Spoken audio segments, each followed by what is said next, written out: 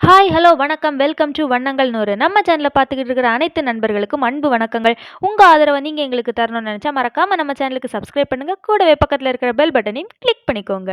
இன்னைக்கு நாம பிரெட் வச்சு செய்யக்கூடிய ஒரு சூப்பரான ஈவினிங் ஸ்நாக்ஸ் தாங்க பார்க்க போறோம்.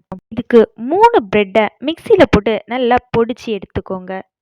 இத நாம இனி ஒரு பவுலுக்கு மாத்திரலாம். இதுல ஒரு பிஞ்ச் அளவுக்கு உப்பு சேர்த்துக்கோங்க. அதிகமா உப்பு சேர்க்காதீங்க. கூடவே 1/4 ஸ்பூன் அளவுக்கு வற்றல் பொடியும், ஒரு பிஞ்ச் அளவுக்கு மஞ்சளும் சேர்த்து இத நல்லா மிக்ஸ் பண்ணி எடுத்துக்கலாம். நல்லா மிக்ஸ் பண்ணிட்டு இதுல இனி லைட்டா நம்ம தண்ணி தெளிச்சு எடுத்துக்கலாங்க. தண்ணீர் அதிகமா ஊற்றிடாதீங்க. கொஞ்சமா தெளிச்சு மட்டும் எடுத்துக்கோங்க. தண்ணீரையும் சேர்த்து நல்லா பிசைஞ்சிட்டு நாம இனி இத சின்ன சின்ன பாலா உருட்டி எடுத்துக்கலாங்க.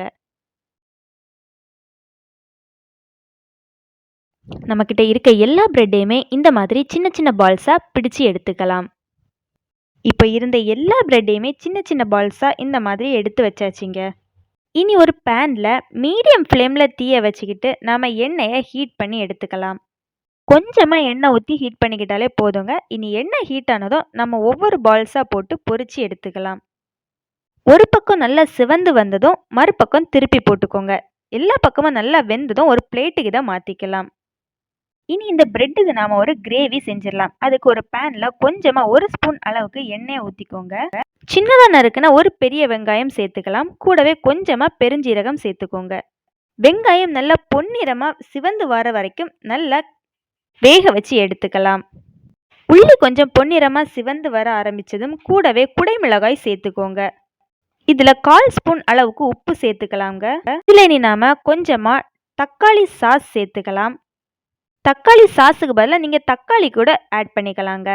கூடவே கொஞ்சமாக சோயா சாஸும் சேர்த்துக்கலாம்.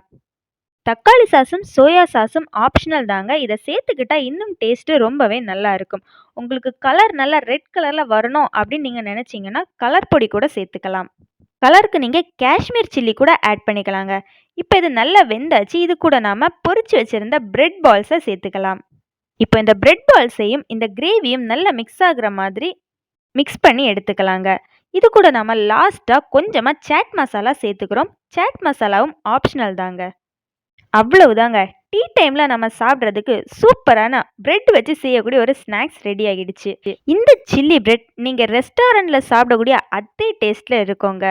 நீங்களும் உங்கள் வீட்டில் இந்த சில்லி பிரெட்டை ட்ரை பண்ணி பாருங்கள். இதை செஞ்சு பார்த்துட்டு எப்படி இருந்து அப்படின்னு மறக்காமல் கமெண்டில் சொல்லுங்கள்.